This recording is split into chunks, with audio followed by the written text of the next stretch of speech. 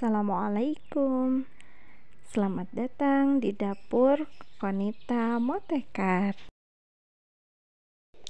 Di video kali ini saya akan berbagi resep pau banjur. Ini mudah sekali buatnya, simple juga, tapi rasanya dan hasilnya enak dan cantik banget ya. Langsung saja ke proses pembuatan. Kita tambahkan 2 sendok makan gula pasir ke dalam air hangat. Lalu kita aduk sampai gulanya larut. Lalu kita tambahkan ragi instan sebanyak 5 gram ya. Ini udah saya gunakan sebelumnya. Jadi ini tinggal setengahnya. Lalu kita aduk sampai raginya larut.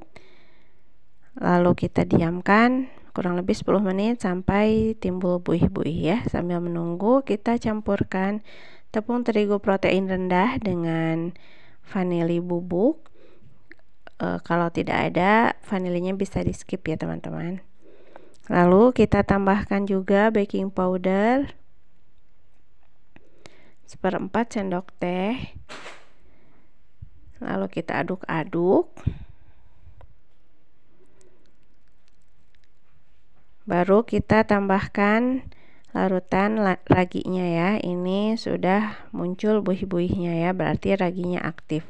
Kalau tidak ada buih-buihnya, itu raginya sudah mati atau tidak aktif, jadi tidak bisa digunakan ya teman-teman, karena nanti percuma kalau digunakan pun adonan ini tidak akan mengembang ya. Nah, ini kita aduk-aduk. Kali ini saya tidak menggunakan mixer ya, saya uleni menggunakan tangan. Karena menggunakan tangan pun ini bakalan cepet banget, mudah untuk kalisnya. Karena ini adonannya lumayan agak berair gitu ya, jadi cepat untuk kalisnya. Kalau kering kan jadi bakalan susah ya teman-teman. Nah, ini seperti ini, terus saja di uleni sampai tidak menempel lagi di tangan dan di wadahnya. Jadi teman-teman yang tidak punya mixer pun bisa ya, jangan jadikan alasan tidak punya apa gitu jadi malas untuk berkarya ya teman-teman. Nah, sudah setengah kalis kita tambahkan 2 sendok makan mentega putih. Kalau tidak ada mentega putih bisa menggunakan mentega atau margarin biasa. Kalau tidak ada bisa juga menggunakan minyak goreng ya teman-teman. Ini kita aduk kembali sampai benar-benar kalis.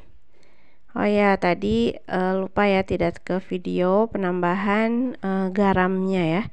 Ditambahkan garam sedikit saja. Lalu kita uleni lagi sampai benar-benar kalis, tidak menempel lagi di tangan dan di wadahnya. Nah, setelah kalis kita pindahkan ke alas kerja. Alas kerjanya kita taburi dulu dengan tepung terigu ya, biar tidak nempel. Nah, ini adonannya kita uleni kembali ya, sebelum kita bulatkan atau bagi-bagi. Seperti ini, kayak apa? Kayak nyuci gitu ya teman-teman.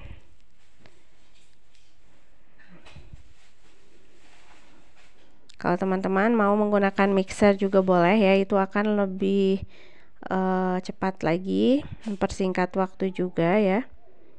Nah, ini udah benar-benar kalis. Kita bagi, dipipihkan dulu ya biar sama rata. Kita bagi 2 dulu. Nah, seperti ini, bagi 2 sama besar. Bisa juga teman-teman menimbangnya ya, agar lebih tepat beratnya, takarannya. Ini setelah dibagi 2, kita bagi 2 kembali. Nah, seperti ini. Lalu yang satu bagian ini kita pipihkan kembali agar lebih mudah ya membaginya. Dibagi 2 kembali. Nah, seperti ini. Lalu kita bagi menjadi 3 bagian. Jadi ini kecil-kecil ya. disesuaikan dengan wadah yang akan kita gunakan. Nah, ini dibagi 3 dan ini juga dibagi 3, jadi satu wadah itu isinya ada 6 buah pau seperti ini ya, yang kecil-kecil. Jadi satu adonan ini menghasilkan 4 wadah gitu ya, dengan masing-masing isinya 6 buah. Nah, setelah bulat-bulat seperti ini, langsung saja kita masukkan ke dalam wadahnya. Jadi ini cepat banget ya, tidak banyak diistirahatkan atau di proofing. Proofingnya cuma 1 kali saja. Setelah dibulat-bulatkan seperti ini disimpan selama kurang lebih 15 menit. Nah, ini setelah 15 menit hasilnya seperti ini, siap untuk kita kukus. Kita kukus di kukusan yang sudah benar-benar panas selama kurang lebih 10 menit. Setelah 10 menit kita kukus, kita matikan api kompor, lalu biarkan 3 menit ya, dibiarkan dulu. Setelah dimatikan baru kita buka. Fungsinya didiamkan dulu 3 menit agar tidak mengkerut lagi ya, jadi perubahan suhunya tidak ekstrim gitu ya. Nah, ini hasilnya mulus sempurna, anti keriput ya, seperti ini. Dan ini empuknya tahan lama ya teman-teman, 2-3 hari masih empuk ya. Nah, ini ditekan juga kembali ke bentuk semula. Pokoknya ini recommended banget, apalagi untuk jualan. Insya Allah ini anti gagal, sekali coba pasti berhasil. Jadi untuk teman-teman yang suka masih keriput kalau bikin bakpao, coba resep ini dan coba ikuti tips dan triknya ya teman-teman. Nah, ini setelah agak dingin, tinggal kita hias saja dengan topping sesuai selera ya teman-teman. Bisa menggunakan glass seperti ini.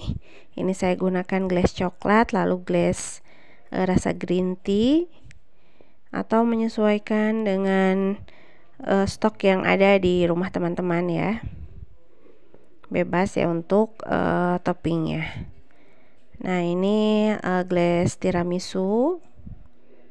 Jadi menurut saya ini pembuatan pau banjur ini lebih cepat, lebih mudah juga karena tanpa diisi ya, tidak ada isian, jadi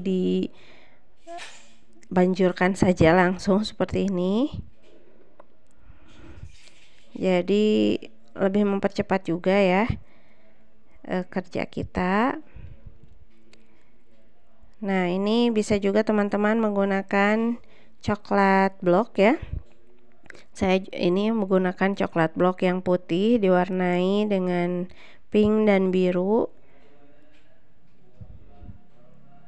atau bisa menggunakan glass vanilla ya, diwarnai dengan ungu seperti ini. Pokoknya ini menyesuaikan stok yang ada di rumah teman-teman dan bisa berkreasi sebagus mungkin ya teman-teman.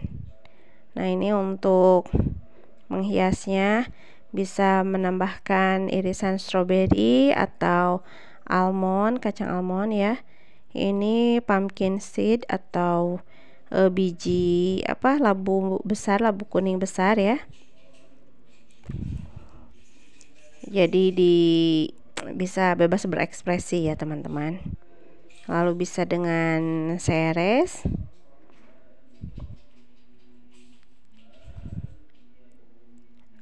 Ini bisa dengan seres warna-warni juga ya, atau bisa dengan choco chip seperti ini.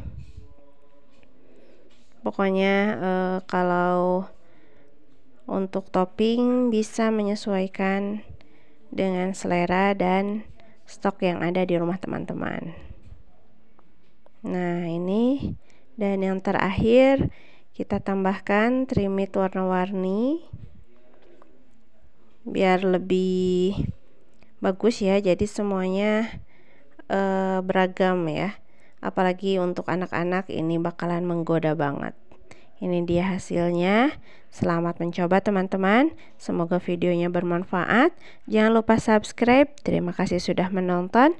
Wassalamualaikum warahmatullahi wabarakatuh.